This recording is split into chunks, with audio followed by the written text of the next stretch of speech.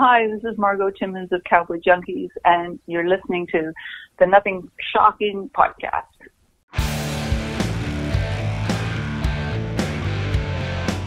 Want to know what's going on in the world of music? Then tune in to the Nothing Shocking podcast, a non-genre based, all ages friendly rock and roll program. Join us weekly for interviews with all your favorite rock stars from the mainstream to the underground. You can find us at nothingshocking.libsyn.com or anywhere you download podcasts.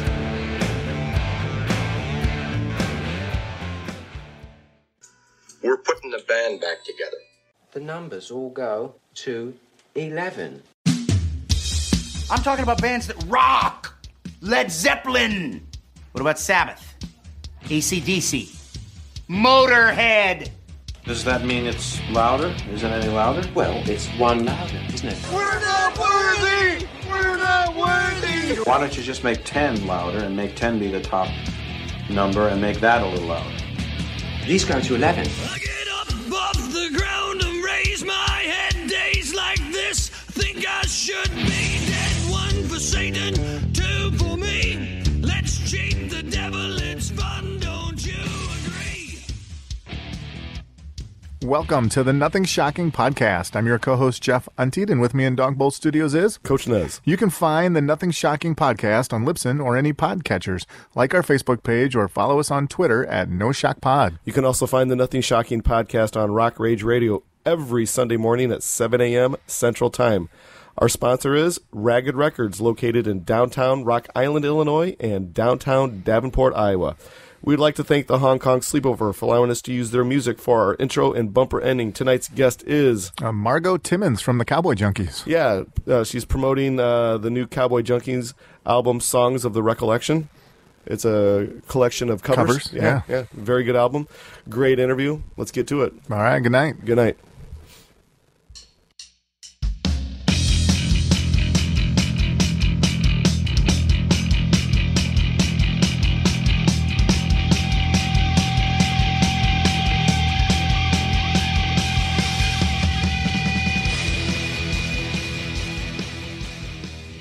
Margo, welcome to the Nothing Shocking podcast. I'd like to introduce to you my co-host, Jeff Untied. Margo, this is going to be great to talk to you tonight. Well, I'm glad I'm here. Yeah, absolutely. We're excited to have you. So the Cowboy Junkies have released Songs of the Recollection. Can you talk a little bit more about the creation of this new album? Sure. Well, it's an album that I think came out of sitting around during COVID. We had written an album called Ghosts, which was a very heavy experience. It's an album that's sort of based on my our mom's death, and COVID continued. We were locked down, and so we thought we got to do something else. But we didn't really want to get into the writing of anything. Sure. So we thought let's put out a live album, which we had done, decades ago, and always enjoyed. And also, too, a lot of our fans who come to our shows have asked, where can I get this song? Where can I get that song? And so we thought, well, let's put a lot of these live songs on an album where we can. This is where you can get it. Mm-hmm. And the album is not just of new covers that we've done, but of really old ones as well. So it was a real interesting project because it allowed us to go back into our archives and hear material we haven't heard in a long, long time. Oh, for sure. How did the band select the songs for this album? Was the selection process like an equal collaborative effort amongst band members? How did it work? Yeah, we went back. Everybody, when we went back and started listening to older material, and it's quite funny because some of it, Al or somebody would send me one saying, what about this one? And some of them, I don't even remember playing that song. I recorded it. It's like, really, so it was really weird. Because some of them, one that, the Neil Young song, sorry, my brain is dead.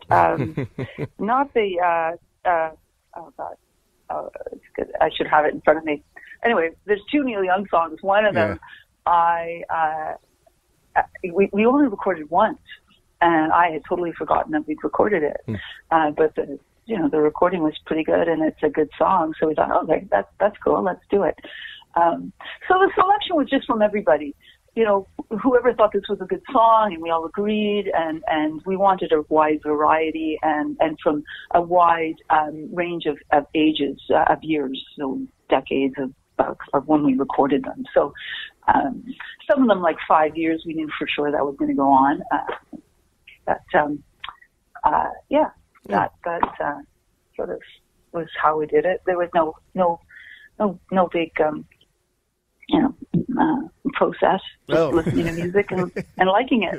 Very good. Well, for me, I'm a big covers fan, and so I didn't catch right away. I actually didn't look anything up on the album. I just decided to listen to it, and I'm listening through, and I'm like, oh, these are great songs, and I'm listening through, and I get all the way to the last song, and I'm like, this sounds like The Cure.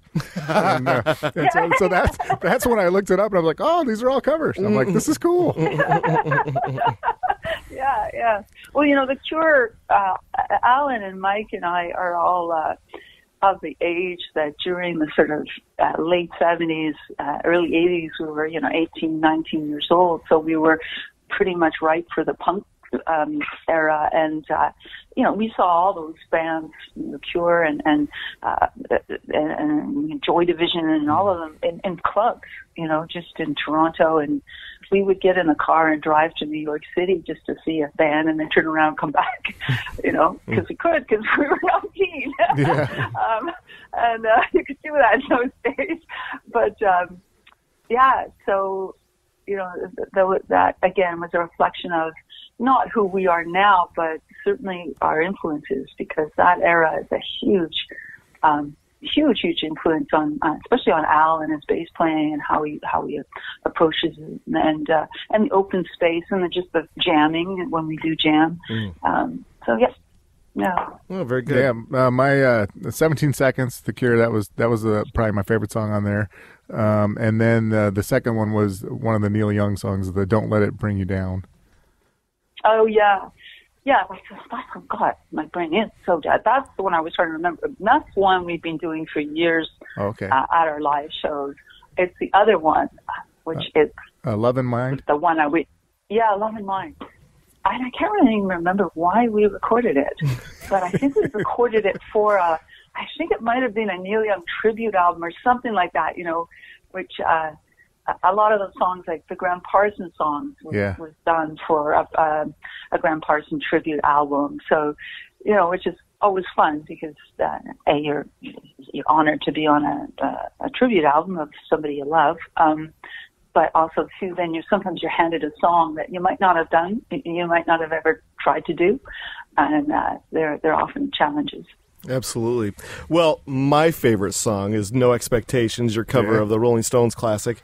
Can you talk a little bit more about the creative process for that song? Because you really you took it and you made it your own. Well, that's a nice compliment. Thank you. Mm-hmm. I think the process is the same always with our cover songs. Before ever being in a band, we were all and still are fans, and all these songs on these albums are we've seen them play. We stood in line outside all night to get tickets. We did the whole fan thing, and so when you take a song of a band that you love like that, it's really tricky because, of course, you could just play it. It's all there, and but if you can't find your way into it, then kind of what's the point? In a way, I find that a little bit rude. So the process is just to do it, and when we do it, if we do sort of find our way in, it's just a feeling, and this is working.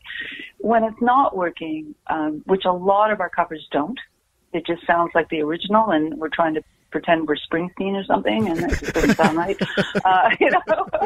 So, we just say, okay, it's not working, and move on to something else. It's not, don't try to force it or ram it.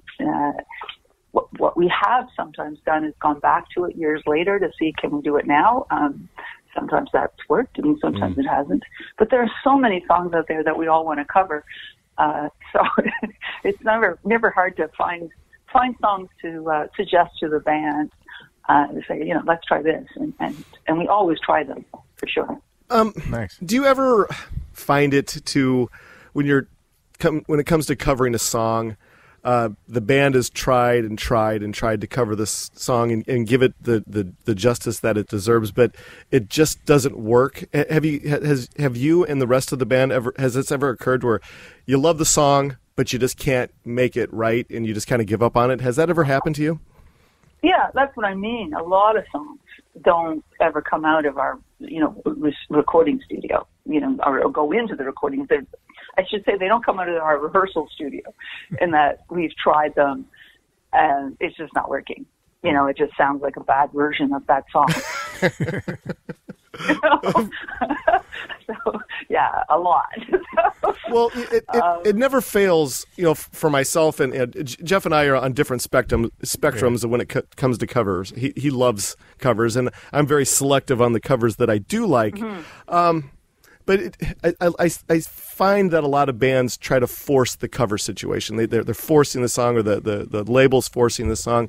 I guess for you, and I don't know if you can speak for the rest of the band, how do you know when, hey, we've knocked this out of the park? We know this song has been, we've done this, and we've made it our own, and we feel very strong about it. Do you guys have that overwhelming feeling? Well, again, as they say, it's just a feeling. It's a feeling when you've got it, and it's a feeling when you don't. And and when you do, it just, you begin to sort of, again, so the first time you hear a song, it's as a listener. I'm a fan. I'm listening to Neil Young. I hear bring me down, or bring you down, and I had an interpretation of it that I came to it at that, I don't know how old I was, but, probably in my 20s. And then when I started to sing it myself, I started to reinterpret it from my own life and as a woman of my age and the world that I'm now living in. And the weird thing is that I sang it a few years ago, and now I'm reinterpreting it again after COVID and everything. It's like it's a COVID song, Yeah. It's just like, okay. So I think that that's how you kind of know when you've got it, because you feel, it's coming from a different place than when I first heard it as a fan. And like I say, it's hard to put words to it. It's just really a feeling, both positive and negative. Very good. As you look at the evolution of the Cowboy Junkies as a band, how has the band evolved musically? Do you feel like a maturity has taken on as time has gone by, or do you still feel like the band is still the strength has been the same through and through over the years? Well, it depends on what part you're talking about. I think as a band musically and our skill as musicians, definitely we're way stronger than we were. I hope it's, we definitely put in the 30,000 hours that is required to be professional. So, now I think that, when we're on stage and we're playing and somebody goes off on some tangent or does something, we can all go that way really easily. It just, we breathe together on stage. And that's the fun. And we're definitely a live band, and that's where we get our energy and I think we can all do more as well. We all can play our instruments, with a lot more skill, so we can do whatever. In the recording studio, where you can see the development, is if somebody suggests something and says, let's try this, this, and this, we can do it. Where in the old days, we'd have to try it. And, okay, that's not quite right. Try it again. And, we'd have to work our way through it. Sometimes it would take us forever. The stop in Sweet Jane, where it does the transition. Mm-hmm. We were, Trinity Session, on our second album, we were very young. It took us I think, a week to be able to all stop together like that. Because we just did so now, if somebody says, let's put a stop here, okay, and we could put a stop there, and we just do it. So that's where the strength is. I think where things are the same, and this sounds very odd, is, although we are confident on the stage and we own the stage now in a different way than we did when we were younger, that feeling that when we play together and it's really going well and there's, it's happening, there's still that mystery to it, that excitement, the wonder of, oh, God, look at how are we doing this? This kind of bit of panic is still there, and it hasn't changed in 30-something years. And I think that's what keeps us, going out there again and again, because it's just this weird kind of, vibe that, that hasn't grown old yet. So that's nice. Oh, fabulous. Yeah. Fantastic. Yeah. Well, just to follow on that a little bit, just talk about the dynamic of the band themselves, because you guys are three siblings plus another member. How has that worked over the years, as far as you guys fight like brothers and sisters, or do you does it allow you to fight at the end of the day and then come home and go, oh yeah, we got this, we're good? Yeah, now that we're all kind of, in our 60s, there's not as much fighting as there used to be, because he's just too tired, whatever, But certainly when we were younger, there was more, we never really fought like yelling and screaming, because none of us are yellers or screamers. But that doesn't mean we weren't pissed off with each other and kind of nasty. We're more nasty than we are yellers or screamers. We can be pretty nasty to each other.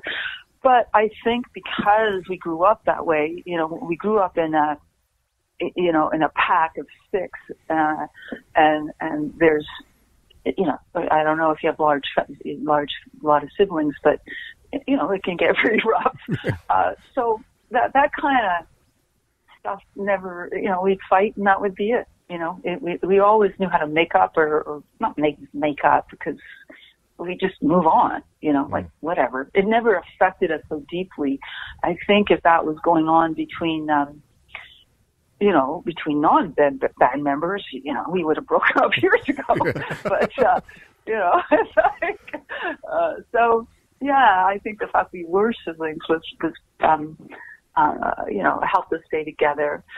I also think the fact that there were three other siblings outside of the band that, when I really wanted to bitch about Mike, I had a safe place that I could go and bitch to my sisters about him and, get it off my chest. And it was, a safe venue, and vice versa, for him too. But yeah, so sure, we fought, but it's, Good. All right. Well, you kind of had touched upon the early years, your formative years, being influenced. And I hate talking about influences, but I can't help but talk about this right now. The post-punk era, you spoke about Joy Division and The Cure, and we could talk about Susie and the Banshees and just go on and on and on. Yeah. And it's very obvious that the early years of the Cowboy Junkies were very influenced by that era of music, but yet you had artists like Neil Young that was very influential on you. Can you talk about the melding of influences that you and the rest of the band received to create the Cowboy Junkie sound? Am I making sense? Yeah, you're making sense. I think one of the biggest gifts that punk gave us, and I think a lot of other bands, is that music didn't have to make sense, and your influences didn't have to make sense, and you didn't have to pick one genre, and that's what you are. I am a jazz guitarist, or I am a this, or, we are a folk band. Punk just said their message was, pick up a guitar and play. Even if you don't know how to play, just play, right.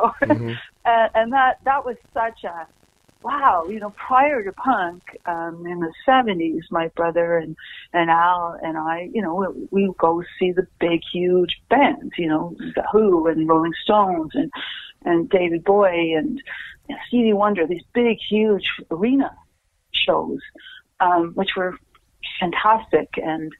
But then punk came and said, just pick up a guitar and play. And that's what Al and Mike did. They picked up a guitar and started to play. And as they were doing that, they started to, punk sort of was ending.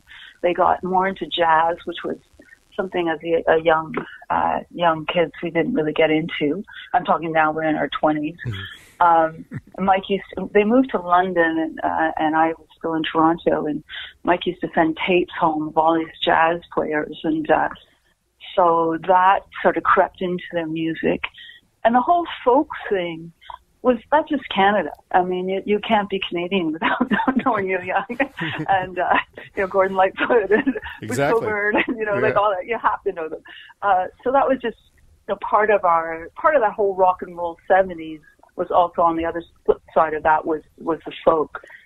So the melding of it was just natural. I mean, it didn't matter if we were singing a quiet ballad and Al's playing a jazz bass line. If it works, it works. Great. Not who's to say it doesn't work? Was always our attitude.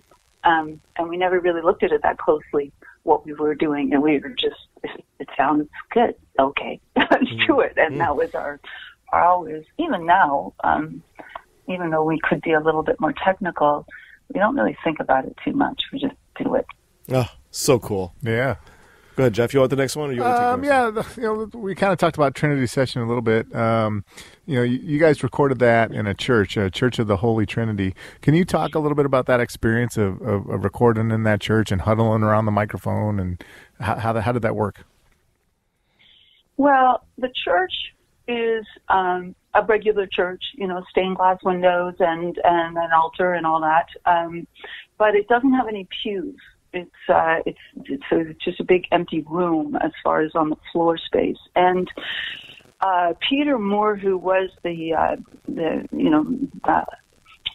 technician on that recording, owned the microphone, and he had recorded in the Trinity Church with orchestras and things like that, using that the embryonic sound of the church. And so he'd never recorded a small band like ours, and so we went in with expectations, but no expectations, in that it didn't really matter. If we walked out that day with a record, great. If we didn't, we'll try something else. So there was no pressure. We didn't have a record company or anything, so we were just doing it for us. We intended to make a record eventually, but didn't have to be that day. And so we spent about 7 hours, I think, no, more like 5 hours, moving our equipment around the room and moving the mic, which was on a stand, around the room. And sometimes, we would, if we would play, and then if in the playback, if it sounded, we can't hear Marg, so we'd move Marg closer. We can't hear Al, we'd move him over here. The bass, the drums are too boomy. We covered him in a tent. And we moved ourselves around this room for at least 5 hours trying to find the sound, and really couldn't find it. And then we were about to give up, and because we'd had it, and we tried one more configuration, and it worked. It sounded good. So we thought, well, let's keep playing. And I think by that time we were so tired, and it's sort of so in that kind of mode of, oh, whatever happens, that the band just, again, went into this place where I know all bands know that it exists and have had that moment, and usually have it live on stage, where just everything is in sync. Everybody's playing with each other. Everybody's breathing with each other. Everything is in the right zone. And we just happened to have the tape machine going at that time, and and we were in this church that everything sounds beautiful, and this is a beautiful sounding room. So a lot of it was just really luck, and that's Trinity Session. I mean, some of those songs, Misguided Angel, we just did once because it was just. We did it, and we all looked at each other and went, well, I think we got it. Okay. You did. Yeah, definitely. I remember doing I'm So Lonesome I Could Cry, the one that you hear on it, and hearing my voice floating around the room, and thinking, and I was a very new singer and not very confident about my voice or anything else that I was doing, and very rarely thought I sounded good. And I remember thinking, oh my God, that's just so beautiful. I can't screw it up. I don't want to be the one to screw it up. Don't screw it up, because if you made a mistake, then you had to, there's no retake. You couldn't fix it. And I remember then thinking, don't think about it. Don't think about it. Think about the song. It was just like this really incredible, those last 2 hours when we were playing was just, like I say, that magic that sometimes happens with bands. And the tape machine was going. Yeah. Well, the thing that's fascinating to me about the Trinity Session is that it to this day it still has such a cult following. Yeah. As you were and the rest of the band were finishing up the recording of that album, that day, that magical day. Yeah. Did you feel like when you were walking out that you caught lightning in a bottle and this was something that was going to stand the test of time? Did you feel like it was something really special? No. Yes and no. I mean, we knew we played really well. We knew we were all in sync. We knew that because that just is a feeling that you have. Well, it's happening. It's like, wow, it's happening now. So that we knew. But the next morning, my brother Mike, I lived a few streets over from him, showed up at my door, and with the tape, like literally a tape, and he says, "You got to hear it. You got to hear it." And that was Trinity Session on the tape right there. There's no more mixing of it. He said, "You got to hear it. It's amazing. You got to hear it." And so we put it on. And weirdly enough, my mother was at my house. I don't know why. I think she just dropped off my brother John at the train station, who plays a little bit on Trinity, and came by, which is really weird because my mom would never come by uninvited. And so she was there. We listened to the Trinity Session, and my mother, who knows nothing really about music, turned to us and she said, "Your lives will never be the same." Agreed. And I thought, she's crazy. Like, what do you know? And again, we're just a local band. We don't know record label, no nothing. We're a Canadian band at that. In those days, that was, obscure. Nobody cared. And she was right. From that moment, not that things changed so quickly, but they were always on a momentum of becoming who we are. And it's not like we ever became huge, but we always have generated interest and attention and being allowed to record what we want to record. And, we didn't really know, but we knew we had something special. Whether the world was going to realize this is special, we didn't know that because, you got to remember at the same time, Thriller is number one, who's going to, oh yeah, this is great, it's a funny record, So we didn't know that, but we did know this was different, and it was, and it was good. We knew that, this was good playing. Awesome. So fantastic. Well, fast forward to 1994, Natural Born Killers. As a fan, as a collector, I grew up listening to, or not listening to, but loving to collect the soundtracks and you get those one-off things by artists, or that's where we discovered the Cowboy Junkies. But do you think we're missing that a little bit now with like modern era? Like there's not those off album tracks or stuff that collectors can't get from soundtracks? I know music's still important in movies, but it's not the same as it was in the mid-90s. No, I mean, I don't know enough about, film, except as a fan that I like it. I like film like that. My brother, Mike, and Pete are much more, actually Al's really into film. But yeah, I mean, I agree. I do think that music in film is, I don't know if it's any less important, but certainly, I believe that what people don't realize is behind the entire movie or is a soundtrack, really, it's constant, and how much work goes into something like that, and how much work and choice goes into the choosing of the songs. Yes.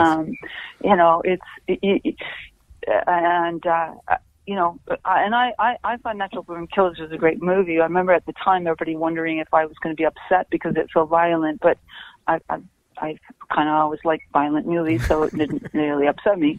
But yeah, I do think that power of visual adding to sound and words is so impactful, and so many people found Cowboy Junkies, especially a certain age group, through Natural Born Killers, and I think that's great. I think it's fantastic.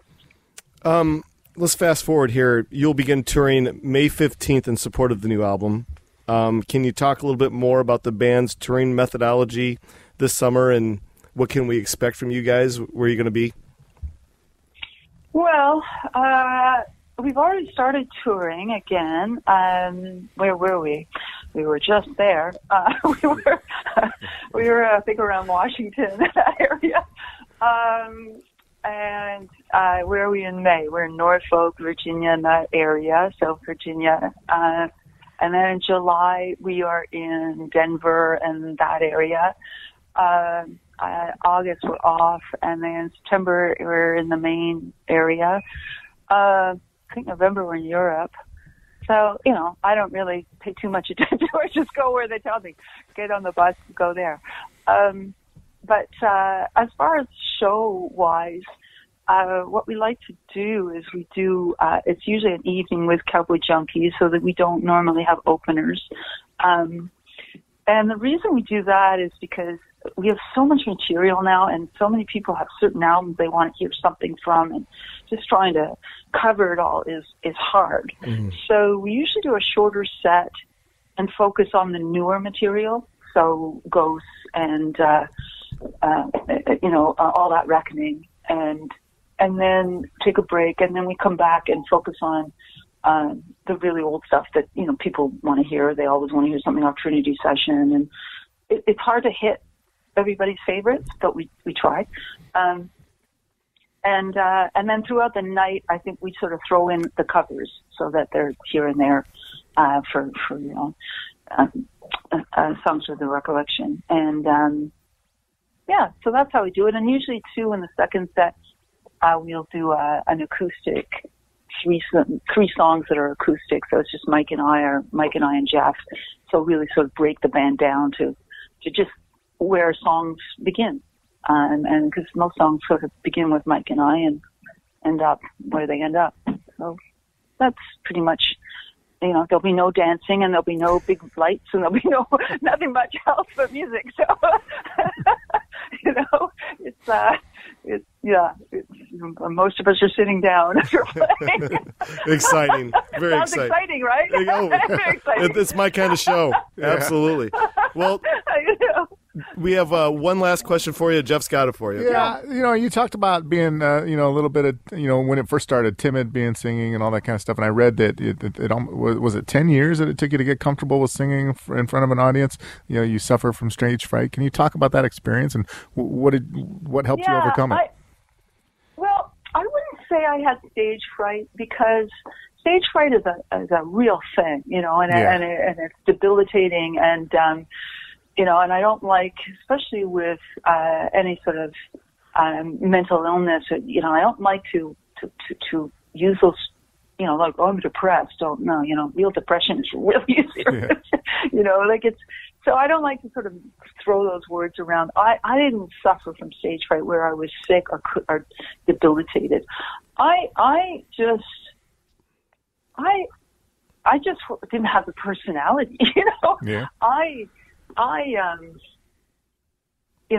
Like I say, I have a lot of siblings, and my two sisters always wanted to be, right from day one, models and famous people, and I wanted to get married and have 6 kids like my mom. That was my goal, and so to find myself a center of attention and standing on stage singing was just such a weird, unbelievably wrong place for me to be. What am I doing here? And so it took me a long time to realize I have every right to be here. And again, I was a music fan and a real serious music fan. So when you're watching Susie, in the Banshees, playing or there's so many of them. I can't think of even Emmylou Harris, and like, who the hell do I think I am being, trying to be what they are? Like, this is ridiculous. And so it was just that I had to get over, that I have as much right to be on stage as they do, and have my own place. And it took, John Prine and Townes Van Zandt and, all these amazing people like that tell me, you can sing, right? And, oh, no, I can't. I don't know what I'm doing. That's awesome. I'm Townes Van Zandt, and I'm telling you, you can sing, okay? So it was just lack of confidence, probably would be the word. And I have to tell you that if it weren't for my brothers knowing me and knowing, that I couldn't, the worst thing for any of them to have ever done was to force me or, tell me, talk to the audience or, dance or do this or do that or wear a short skirt or whatever. They never interfered with my way of figuring my way into it. Of course, it took 10 years, but I arrived at it organically, and therefore I think, I'm really comfortable now where I'm on stage. I'm not any different. I'm not a center of attention kind of person. If we're at a party, I'm happy to just be sitting there quietly, and if you want to talk to me, great, but I don't have to talk to anybody. And that's how I feel on stage. Like I'm really comfortable, really happy to be there, and I do my best every night, and if I can make people happy, great. If I can't and they didn't like it, well, that's too bad. I'll try again tomorrow. But it's not complicated. You know what I mean? It's pretty easy. Easy in that it is who we are. What you see on stage is who we are off stage, and that's a nice place to be after 60 years. To be comfortable with that, or 30 years of singing. So, nice, absolutely. We're out of our allotted time for the evening. Is there anything that we left off that you would like to plug or promote? No. No. Well, very good. That's good to know. Really we took care of the things that we needed to take care of. Exactly. I'm sure my manager is probably going, "Oh, you got to talk about this, or you should do that." I don't know. All Whatever. Right. Well, that's somebody else's job. So we're about 4 weeks behind on our episode, so this will be released in about 4 weeks. Jeff, the editing wizard over here, will get it all cleaned up, and we'll make sure we'll send it to your publicist immediately as soon as it's ready. So look for this to right around late part of May. Thank you so much. You were fantastic. Yeah, this has been so much fun. All right. Well, thanks so much for doing this. It was fun. I enjoyed it. We loved it. Thank you so much. All right. Thank you. Bye-bye. Take care. Bye.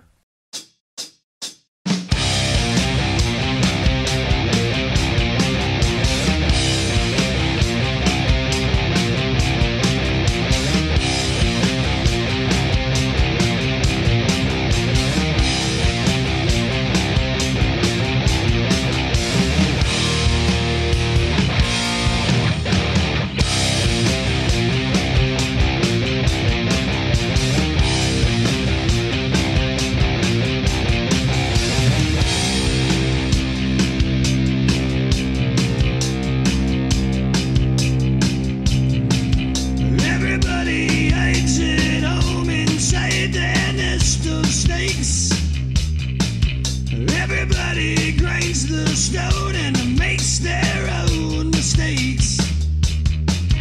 Hide in the headlights, fight the grip of fear.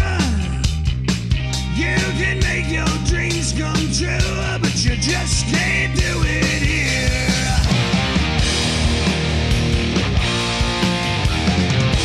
Hey.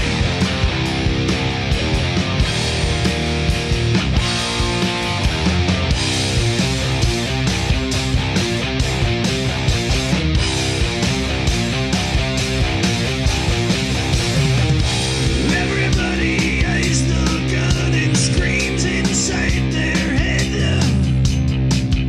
Everybody bites their tongue and pays their bills instead. Hide in the spotlights, fight the grip of death. You can have the air you need, but you best not take one breath.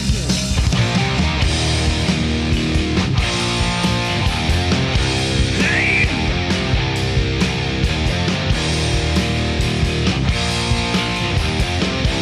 Roll the dice.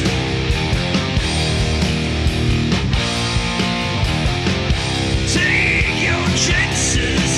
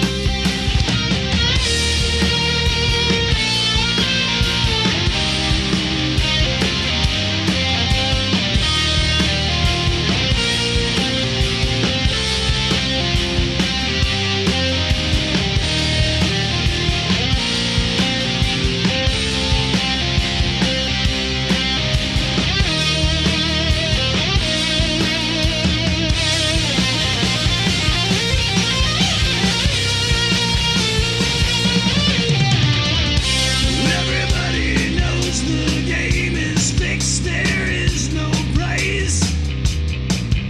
Everybody pulls the plug and says their last goodbyes. Move to the sunshine, fight the grip of nights. If they ever take from you, then you plug out both their eyes.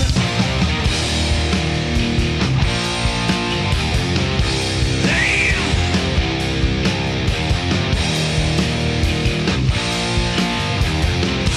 Roll the dice.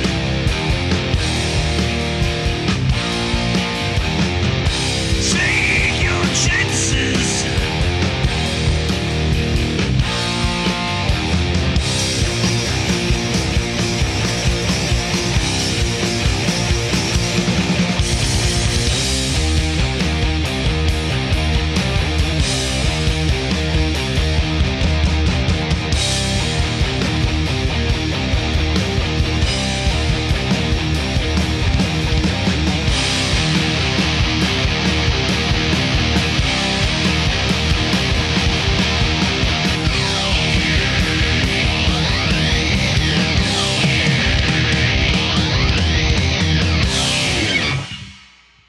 Welcome to the night.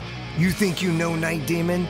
Then the Night Demon Heavy Metal Podcast is for you. Step into the darkness as we peel back the curtain to give you an unprecedented, all-access look into the mind and the heart of the demon. We're talking band history, song analysis, studio anecdotes, stories from the road. It's everything a diehard Night Demon fan could want and more. This is the only place to learn the inside scoop, the deep dive trivia, the untold tales from the band members themselves and those closest to the Night Demon story. Need more? The sacred Night Demon Crypt will be pried open to reveal demo recordings that have never before seen the light of day, all with in-depth commentary by the band and the people who were there for the writing and recording process. This is a gold mine, a treasure trove of all things Night Demon. Head over to nightdemon.net or wherever you listen to podcasts.